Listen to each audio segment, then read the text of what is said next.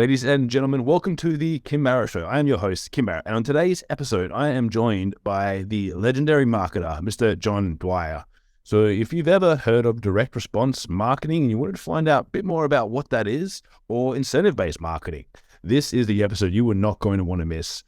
Really great chat. A little bit longer than usual, but that's to be expected when you put two marketers in a room together. So, and of course, if we can ever help you with your marketing by us, our marketing together, head over to our free Facebook community, www.joinmygroup.com.au.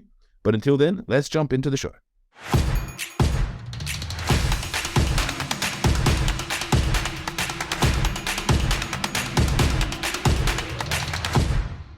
JD, thank you so much for joining us today. Really appreciate you making the time. My pleasure, Kim. And of course, thank you for thanking me because I'm so important. You are. It is great to have you here. And I always like to start the podcast off the same way every time, which is if I met you at a party and we were having a chat and maybe having a cheeky beer, and I said to you, JD, what is it that you actually do? What's your go-to answer? Gee, that's a good question. That's a great question. Yeah. I'd probably say that I, over the years, my income has been derived from showing business owners, particularly small business owners who don't have a marketing department, showing business owners how they can actually stand up from the crowd with what we call direct response marketing. And I would probably say to you, look, we're not a traditional marketing or advertising agency because the traditional ones tend to focus on brand building. And so therefore they'll tell you to get your name out there. And of course, there's nothing wrong with that. You should be doing that. But for a lot of smaller businesses who might be doing less than a couple of million turnover, it's very difficult to sponsor the AFL football team or to sponsor the Olympics and put your logo on the side of a bus and wait for people to ring. When you're a smaller business, yes, still build your brand as best you can, but direct response marketing is all about advertising on Facebook today and hopefully getting a return tomorrow. And I'm just out of my own personal curiosity, I always like to know, what was your first kind of foray into direct response? Like, what was it that grabbed your attention, or did you hear something from someone? Like, because a lot of people in marketing or even advertising, sometimes direct response is either very well known or not known at all. Yeah, good point.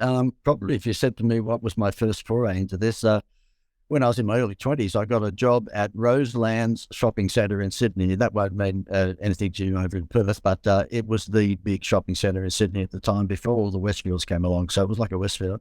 And I was the promotions manager at the tender age of 21 or 22. I had no clue what I was doing. They were mad to even give me the job. And I put on stage one time a fake wedding of one of the big TV shows. It was not Neighbours, but it was a show like Neighbours back in those times. We're talking back in the 1800s, by the way. And so it was a show called The Restless Years, I think it was called. And so anyway, we basically mirrored the wedding of the year that was on that TV show. We recreated that on stage at the shopping centre.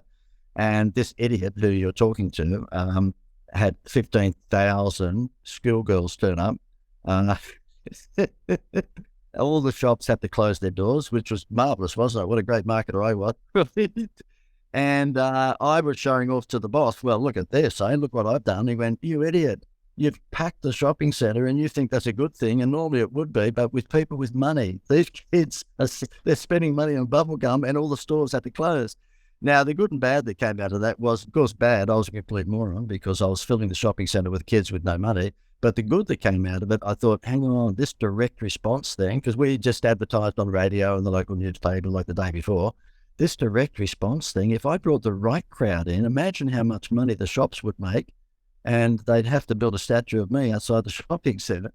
And then it went from there. So I realised that there's a way to get instant response rather than just relying on building your brand. As I said at the intro, I mean, a lot of small businesses just don't have the money to just do brand building. They're all about putting food on the table next week. 100%. And I think that's the most important thing that I see, because I know so many businesses, when I speak to them and they're weighing up direct response, digital advertising, and they're like, oh, but I've been speaking to the local radio station and things like that, or the local TV station, and they want to offer me this and it's 5,000-6,000 plus for this. I was like, that's all well and good, but how do we know who's going to be hearing it? Because like you said there, the audience that you have is one of the most important things. And then secondary to that is going to be the offer. And what happens if they stuff up, or they say, I remember someone, I was seeing a review of the radio ad and they gave the wrong website. Oh. there was like one letter incorrect, and I was like, whoever, that domain was going nowhere, but they paid for it and they put it out there and they didn't pick it up in the back end, so they spent all like $5,000 and it was gone. You can't save yourself on radio with a QR code, can you? Yeah, exactly. Yeah, Kim, you get it too because you're in the same game as I am. But it's amazing how. I used to work for some of the big radio stations again back in the day, and they would hold seminars for small businesses, and they would sell what they called a brand works package. And maybe you're familiar with it. I think they still do it. And what it is they look for unsuspecting smaller business owners who don't understand radio. They will tell you that their cumulative audience in Brisbane, for example, is 652,000. So, of course, if you're not in the game that you and I are in, the cumulative audience is all of the half hours for that whole week added up. Their breakfast audience for that particular one that I'm quoting was 19,000. So they had 19,000 people listening at breakfast. But of course, the trick, if you like, that the radio station plays when they've got all these business owners in a seminar, I've got 650,000, listeners cumulative, which means all the hours added up throughout the week. And they sell these brand work packages. And the reason the radio station sells brand works, and that is building your brand with all of these ads that normally come on midnight to dawn, by the way, with that package. But anyway, that's why I say they target unsuspecting small business owners. Guess what? They realize that if they just promote the brand, then that business owner will never know whether it worked or not. And the chances of them just continuing are pretty high. Whereas in your instance and mine, if we provide a business with a direct response marketing campaign and it doesn't put a lot of food on the table next week, then we're responsible. And I think that's the way it should be, right? It's like that the work that you do must have some sort of return, because otherwise it's impossible. Well, you and I keep on saying you and I, but I know your background too, Kim, so therefore you're probably seeing it from the same hymn book in terms of direct response. Our mantra is, if it's not measurable, then don't do it. I mean, it's fine if you're McDonald's, you can sponsor the Olympics and not sell another hamburger, and you can justify that by saying, oh, we're building a brand. But if you're doing less than $2 million or less than $1 million in turnover, then you want to make sure that if you put $1 into that poker machine, you're going to get $2 or $3 out. So if it ain't measurable for a small business, don't do it. It's not worth the risk. 100%. And you mentioned obviously the first learning that you had was, the right audience coming through is so important. Secondary to that, the one that I always look at, and I know you do as well, is the offer. For small businesses, how important is it, number one, to get that right? And what have you see over the years work and not work? Yeah, mate, never, ever, ever, ever, ever, ever make an offer for your product or service without a deadline. And I see it all the time. Whereby, just have a look at what Harvey Norman does. I mean, they get it right. They've got 3 years interest free, and it's only for this weekend.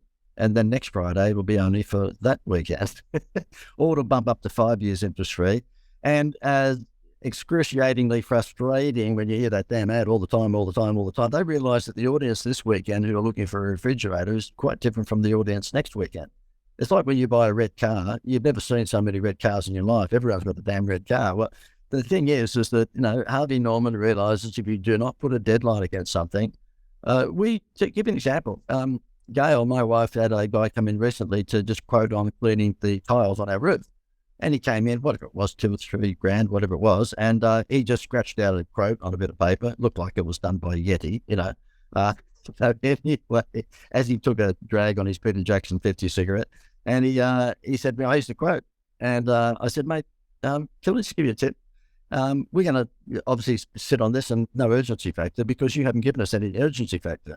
And he goes, "Well, what are you talking about?" And because I told him the game I'm in, which means that I'm a know-all. And so I said to him, "Mate, if you put a thing on this, normally 3,000, but if we get in by Friday, it's 2,480 or something like that. It probably wouldn't affect me because I make this stuff up, right? But for most people, they go, oh, we've got to get in by Friday." And his conversion rate, I mean, even in our own business with the stuff that we do, we make sure that we practice what we preach. And it can be as stunning as doubling your conversion rate. I mean, if you just say, this is the deadline, we won't extend that deadline. You've got to be very strict about it. You've got to stick with it. You just look what happens to your business. You'll probably double your conversion rate. Yeah, I think it makes such a big difference. And I remember my very first thing that I sold online was advertising for a forum. I had like a banner ad, and there was 10 spots that we had, And I literally put up an offer and I sent it out. I was like 15 at the time. I had no idea that I was using scarcity or urgency or anything like that. And I was like, look, there's 50 people that are getting this email. There's 5 spots available. It's this.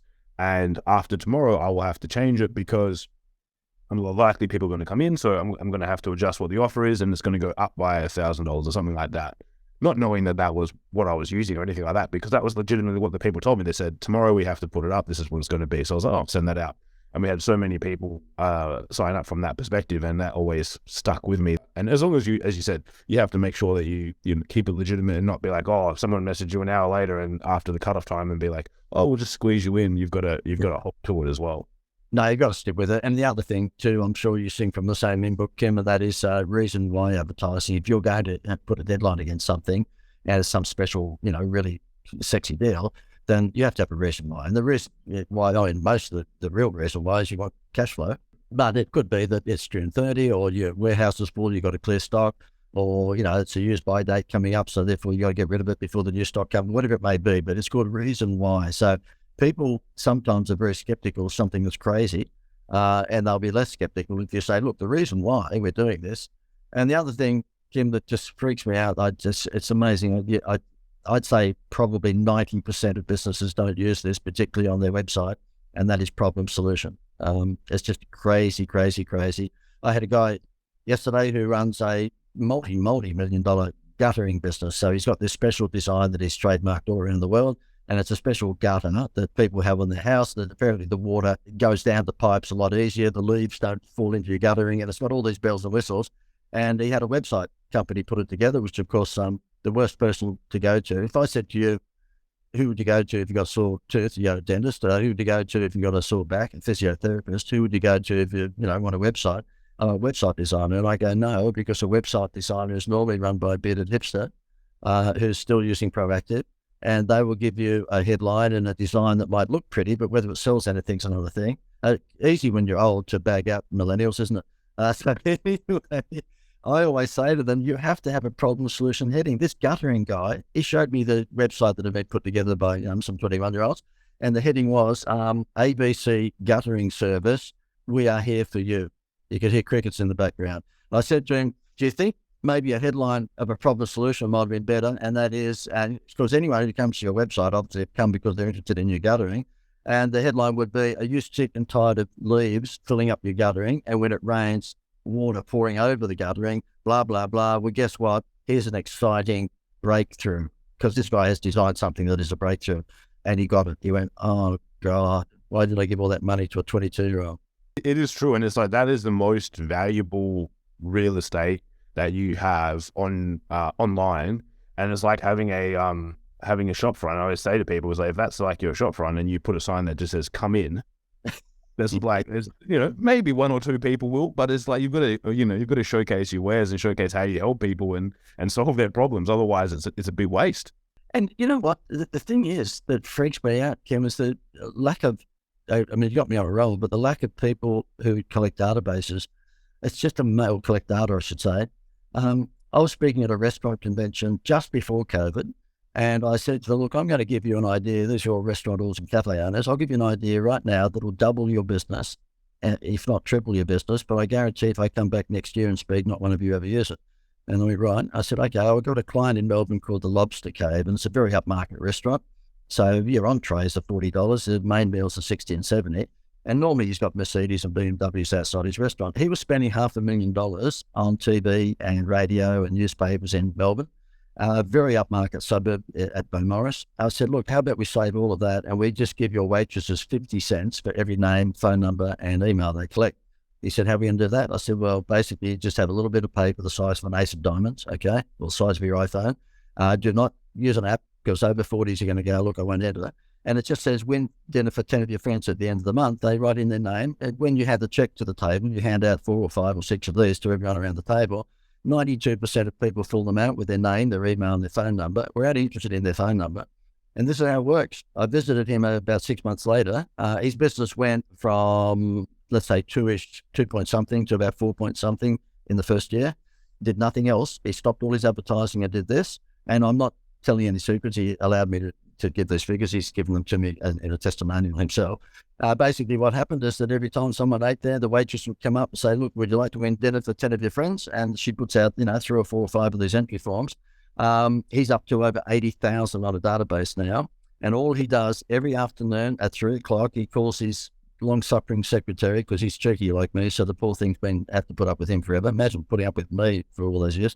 And he says, and I was there, he said, "Tell JD how many seats in our 180-seat restaurant are booked tonight." She looks up a tablet. She says, 73. He goes, "Well, we've got to fill another 110 seats. Send out JD's BS text message, number 4, because I gave him 10 text messages to send out, and he just rotates them. And number 4 might have been, "Look, Chef Pierre from the Lobster Cave would like to invite you and your wife tonight to come for our special deal as a lobster tail meal for two for $68. No one leaves less than $200 a couple, because a bottle of water's $25, right? So guess what? She walks in 10 minutes later after she'd sent out just 500 of those, because you don't annoy people every day, because he's got such a large database now, they won't get the same text for another month, right? She walks in 10 minutes later, every single seat full. Because we said, you better get in, it'll be gone in 10 minutes, right? And so therefore, he's the only restaurant in the entire world that's full 364 nights a year, because he collects data and uses it every afternoon with text messaging. No one does it. No one. It's so true. Like ex-partner of mine had a cafe, and that was the biggest thing. I would go into places all the time, and I'm just sitting there, I'm like, no one's catching anything. And same, I would go down to Margaret River, the wine region here in WA, and you go in and you do this tasting, and they give you a free tasting. Or before COVID, now you've got to pay $10 to do the tasting. But I go in there, I spend money. No one collects any of my data, apart from maybe a few places trying to sign you up to their club, and you have to fill in a big long form. And I was like, just get in my email, my phone number while I'm here, and be like, "Hey, before you go home, up a special, like, a 6-pack of this for this." Like, absolutely nothing. It just blows my mind. Well, I think Gail, my wife, is going to leave me after 30-something years of marriage, because she's sick of me going on about it. Like, because I'm a nana about that. We'll go to a restaurant, and we went to one last week, and it was our anniversary or something. You'd think I'd know, wouldn't I? But anyway, we went, and it was a really nice restaurant on the Gold Coast, which is where we are, and it might have been $250. We went nuts. We had the through to the dessert and the fancy wine, and the girl comes up and starts a conversation, and she was the assistant manager, she told us. And she said, "Oh, okay, what do you guys do for a living?" And then Gail rolls her eyes, because she knows this poor girl's going to cop it. And I went, let me tell you. So I went through the whole, "Why don't you collect data?" Her eyes were the size of saucepans. She said, "Oh my God, of course. How simple is that?" Guess what? She shook her hands and never asked for our names. And I said to Gail, "Why do I bother? Why?" Because it's not like I'm trying to even sell anything. I'm just giving them free information that I reckon would double or triple their sales, because it wasn't full restaurant on the Friday night. It was only half full. And they said thank you, and then they go back to washing the dishes. It's just amazing.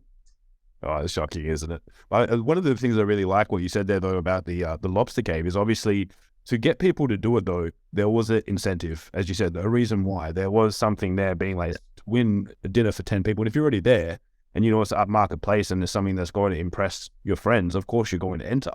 And I know that recently you and I caught up about incentive-based marketing, but how big an impact have you found that on yourself, your clients, and things like that as well? Yeah, mate. Look, we used to make most of our income out of consultancy, and of course, as you well know, consultancy can be very frustrating, because sometimes you can be, giving people the ab swing, but they put it under the bed. So, I would give marketing plans to a lot of businesses, and because I'm not 25 anymore, those marketing plans were based on history, and they were based on proven concepts that had worked previously. So it's not like I was 21 and just made them up, and they thought, I'm not going to execute that. These were things that had been proven to work. So it was pretty easy just to join the dots and turn them on. But the percentage of business owners who left, my seminar or left the Zoom call and then, executed was, small, unfortunately. And so therefore we decided that what small businesses are looking for, because they are time poor, is done for you. We realised it's done for you. So we've come up with a whole bunch of package promotions, petrol discount promotions, and win $1 million and all sorts of things. And the one I think you're referring to is one recently, and we call this incentive-based marketing. In other words, give someone a Happy Meal toy to buy something from you. And this one, as you know, Kim, is we did a promotion some years ago with a building society in Australia called the Greater Building Society. And I said to them, look, you're not going to beat the big banks, because if you market your home loans for 4.5%, the Commonwealth Bank's going to beat you in a heartbeat. Okay, it's basically like a little hardware store taking on Bunnings. So they said, okay, smart Alec, what should we do? I said, well, don't advertise on price. The last thing that any business wants to do is advertise on price, because whoever the Coca-Cola 40-ton gorilla is in your industry, they're going to beat you. So don't advertise on price. Just beat them with what we call an incentive. And McDonald's have been doing it for 40 years. Buy the Happy Meal and you've got, free toy inside. And I've got 6 kids. They're grown up now, but at one stage, we had 6 little kids, and we gave McDonald's $4 gazillion, and they never ate the hamburger. It's just all about the toy. So we teach people how to create an incentive or a Happy Meal toy. And what happened is that with this building society, I said, look, I'm doing some TV commercials with Kerry Ann Kennelly on Channel 9. She's representing a discount travel company. What about I just, introduce you guys? And that's what happened. The building society stopped advertising on interest rates and basically said, swap your home loan from the big banks to us. We give you a free holiday. They took an extra $15 billion, not million, $15 billion worth of home loans in the first 2 years. And this moron who you're talking to did not take a percentage of the increase in I am such a fool. I don't know why anyone would actually employ my services. But anyway, I got a handsome, sort of consultancy fee over the years. But yeah, I wish I'd taken 0.001% of the increase in home loans. So anyway, as it turned out, many years later, just before COVID, I got a call from an American company who said, listen, we've seen what you did with that holiday thing. Oh, by the way, I got Jerry Seinfeld to do the ads for them too, which helped, of course. So you get Seinfeld to do your ads, you can't keep that a secret.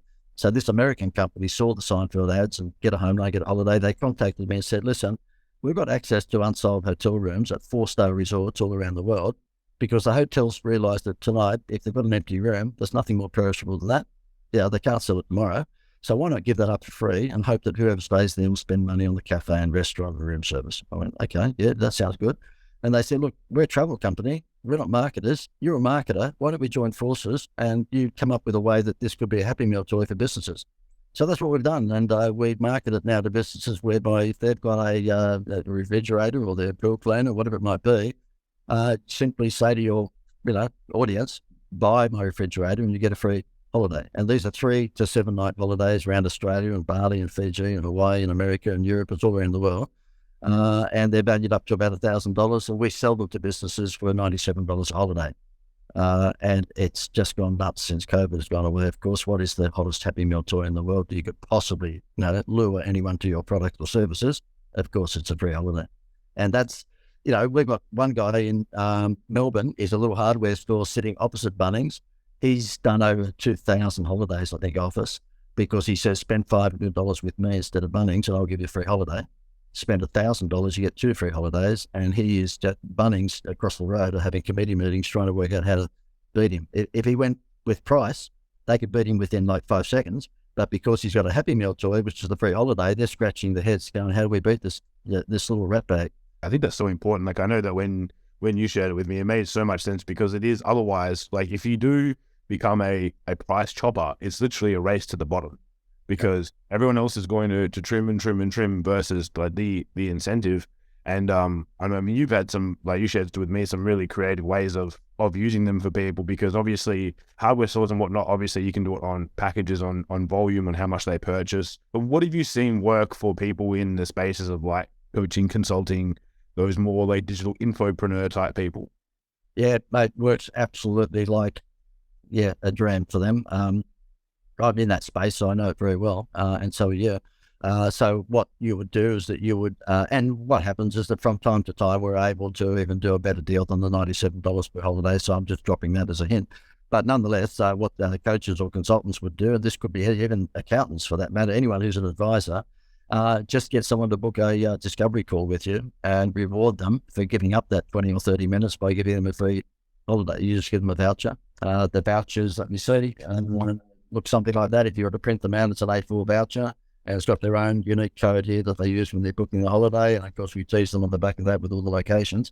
So basically, you'd say, look, come to my webinar and stay to the end, and I will give you a code at the end, which means you go online and just download your free holiday voucher, or book a discovery call with me. Because if you're selling a mastermind series or you're selling any sort of coaching program, you know as well as I do that if you've got 50 people to talk to, whether it's in a webinar or a seminar or whether you do 50 one-on-ones, you're going to make more money than if you spoke to 20 people. So I would use them for a lead gen and a conversion tool. So you would say to someone, look, come to my webinar, and at the end of it, I'll give you a code, and that code gives you a holiday. If you decide to actually invest in my mastermind program or my consultancy program, I'll give you another holiday. Because let's face it, I mean, most of the time, the people who come on board, we do a better deal for them than $97 because we can see it might be a coffee drip. In other words, if it's a business that's going to come back more often, of course, we'd be silly not to do the right thing by them. But even if they paid full tariff at $97, can you imagine if you had 10 meetings to sell a $5,000 mastermind program and you gave out 10 times $97 holidays, right, that are valued up to $1,000, but it only cost you $97. You've just forked out $970 to us. But if you closed just 1 or 2 or 3 of those 10, I think you're way, way, way ahead on the ROI scale. 100%. Yeah, we had a client, funnily enough, told me just yesterday he purchased holidays from you guys. Jared, he runs a webinar. He ran a webinar. Unfortunately, his email service provider screwed up his registration page. He had a whole bunch of issues as he was going through. So he got 10 people to register for this webinar where he was going to give away a holiday to 2 lucky attendees. Had 8 of 10 people show up, and then 2 of 8 people purchased on the back of that. And they all stuck around all the way to the very end because they wanted to find out if they were going to be one of the lucky few people that won a free holiday. And like in comparison to his normal webinars where he was getting 50 or 100, his conversion rate was the same.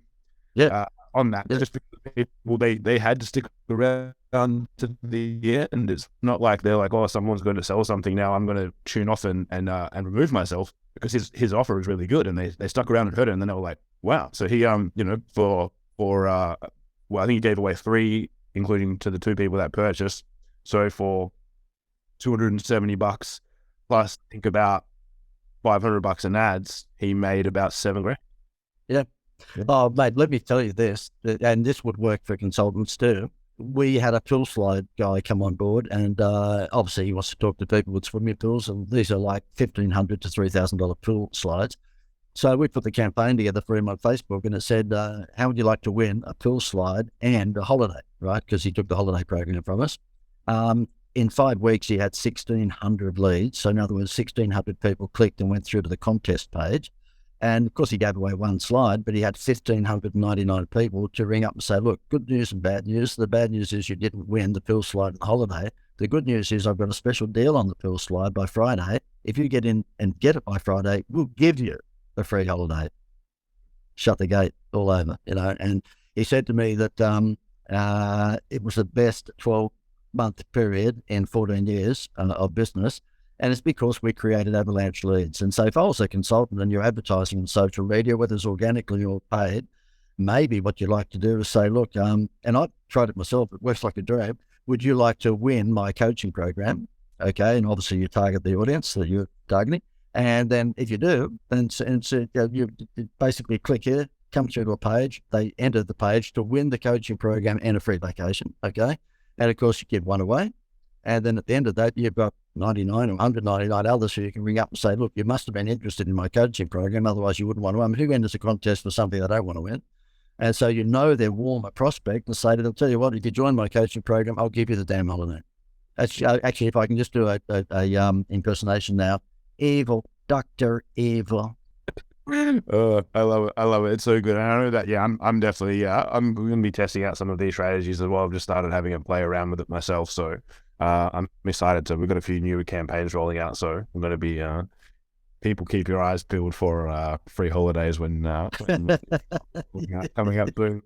I'm so stupid that, because we've got the worldwide license for this now, and we didn't in the beginning for the first couple of years. So throughout COVID, we had Australia and New Zealand, but when the American company saw how we did still pretty well throughout COVID, which is quite amazing when you couldn't jump in a plane, but we basically made all the holidays a drivable location at that time, but now everyone can jump in a plane again. So it's America, it's Las Vegas, New York, London, Switzerland, Bali, Hawaii, but they gave us a worldwide license about September last year, which means we're marketing this package now in America as well. And I've got to keep on disciplining myself when I'm on a podcast like this to say vacation, not holiday, vacation.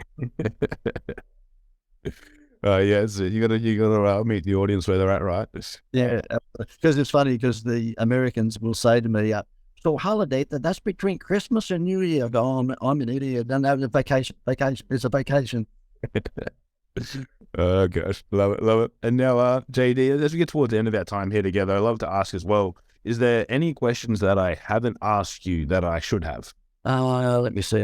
One that you and I do lots of podcasts, and I'm not saying that I don't want to be like Tom Cruise when he gets on these Tonight shows and tells everybody you've got to love what you do. Well, of course you love what you do when you're getting $10 million just to play and play. So that does annoy me a bit. The rest of us, it's terrific if you do something and you make money out of it and you love what you do. But for a lot of us, you've just got to do stuff to put food on the table.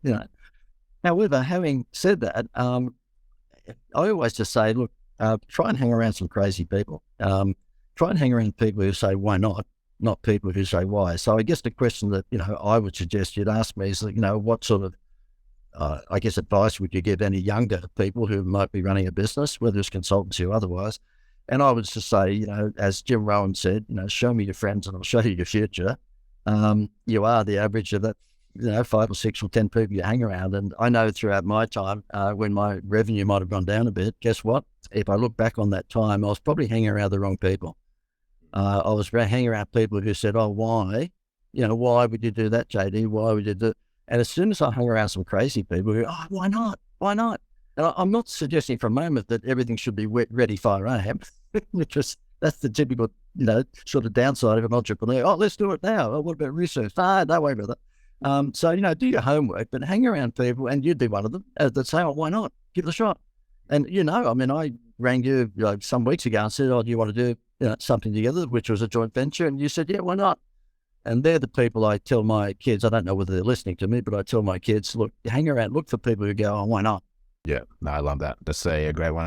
I'm always the same. It's always looking for people that have the ability to go, yeah, cool. Like, how can we make this work? And I know even one of my my brother-in-law, actually, funnily enough, he messaged me the other day, and there was a post from Mark Boris, and it was a quote from, I think, James Altucher, where he's like, oh, every day try and come up with 10 new ideas. And to get used to solving problems and creativity in business. And he said, why don't you and I do this every day? We'll come up with 10 each. If we can't, if we get 8, then we have to go in and fill in the other person. So either way, we'll come up with 10 together. So 20 crazy ideas every single day. And I was, sure, let's do it. Let's have a go, see what we can do. Because, creative thinking and, like you said, hanging around the right people and coming up with solutions to problems, I think is the only way that you can grow, especially in these day and ages when things are getting tougher and you've got new competition coming in and AI and all this sort of stuff. Using your own human creativity is the only way to go about it. Well, what, Ken? One just look. We and my company used to be called. It's called now the Institute of Wow.com. But back in the day, I had another company in Sydney, and it was an advertising company. It was called the Dynamic Ideas Company. Okay, Dynamic Ideas Company. The acronym wasn't all that flash, Dynamic Ideas Company. But anyway, it was all about ideas. And it was only about 2 months ago, I got together with Jason and Mitch. Mitch is my Facebook guy. Jason's my pointy head, sort of systems expert behind the scene. And I can't spell Infusionsoft, but he just lives with it, okay? And I said to them, guys, listen, this holiday program, we're giving it to all these businesses, and the ones that join the dots are smashing it. Obviously, if they put it under the bed with the upswing, they don't smash it. But if they do what we tell them to do, generally these people are walking away with a retirement package. Why don't we just do it ourselves? Because this is how silly we're being. I've been giving this idea, like the Happy Meal toy idea, to all these other businesses, and the ones that do it properly, like the hardware guy down in Melbourne, he's making a fortune.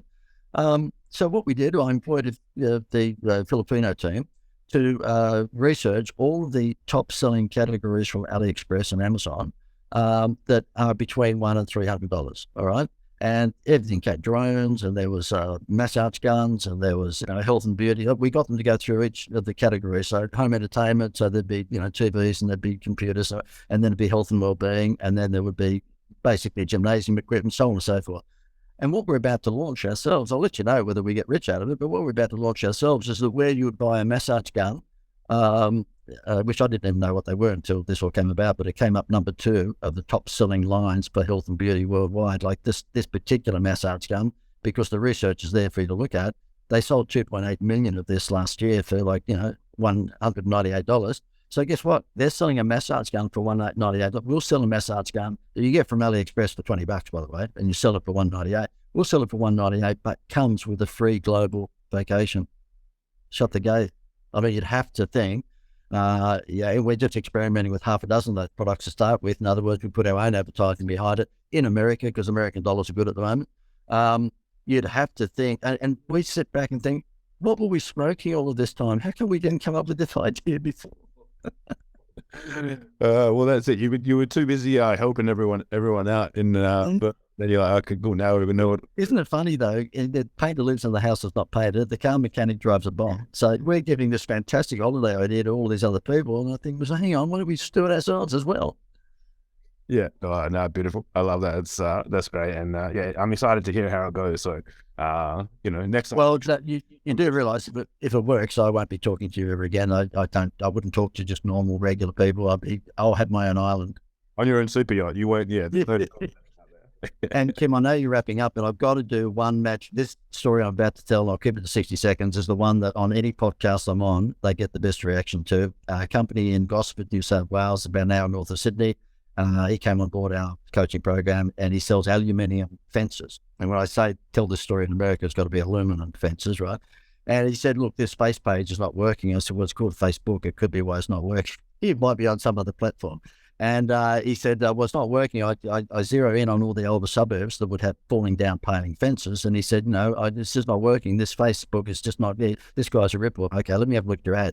And typically he showed the feature, in other words, an aluminium fence. Okay, and the copy above that was that he took over the business from his father, who started it in the 1700s. It was boring. I said, mate, you're showing the features, not the benefits. He goes, well, that's what I'm selling. I said, no. If features sold, then Jenny Craig would have a picture in all her Facebook ads of a bowl of rice. She shows the before and after of someone's transformation. So do you want to get out of the way? He goes, yeah. So we ran the following week in suburbs that had old houses with falling down paling fences, the ugliest back fence in Australia contest. And you had to take a photo of your falling down paling fence and post it to his Facebook page for the chance to win an aluminium fence makeover, which cost him $1,000, right? It was worth $5, but cost him $1,000, right? He had to shut the campaign down after 4 days and $702 worth of expenditure. He had 6 months worth of leads. These people not only put their hand up and said, I need a new fence, because this is where they took a photo of their old fence and gave it to him. And once again, he just would ring them up and say, listen, you obviously didn't win, but we've got this special deal on that if you actually get and book us by Friday, we'll not only give you the special deal on the aluminium fence, we'll give you a free holiday. Shut the gate. Yeah. I love that. That's phenomenal. Yeah, it's amazing. I think, JD, I could probably sit here and talk to you all day about marketing and campaigns and ideas and offers. So we'll wrap this up. But for anyone that's listening to this and they liked what they heard and they want to find out more about you, or about the, what these, like the incentive-based marketing and holiday offers you guys have, where's the best place for them to connect with you online? No, I don't think that's a good idea, mate, because I'm going to be really rich after this AliExpress stuff that we're doing. I'll be on my own special island, and I probably won't even talk to you, let alone any business owners. If only that was the truth. Mate, yes, so they can have a look at the holiday program at funescapes.com.au. So that's fun as in having fun, funescapes.com.au. And if they wanted to catch up with me in any other capacity, then my consultancy business is theinstituteofwow.com. So it's not just Institute, it's theinstituteofwow.com. Amazing. I love that. So guys, if you've liked anything you've heard from JD here today, please go and check it out and get amongst it and, message both of us when you're all on your super yachts from all the money you've made from using it. Like I said to Gail, I just want to be so rich that I can be arrogant. That's what I want to do. I just want to be arrogant. And what she said? She said, you're not rich and you are already arrogant. Oh, gosh. I love it. But again, JD, thank you so much for spending time with us today. We really appreciate it. My pleasure, mate. All the best. Cheers.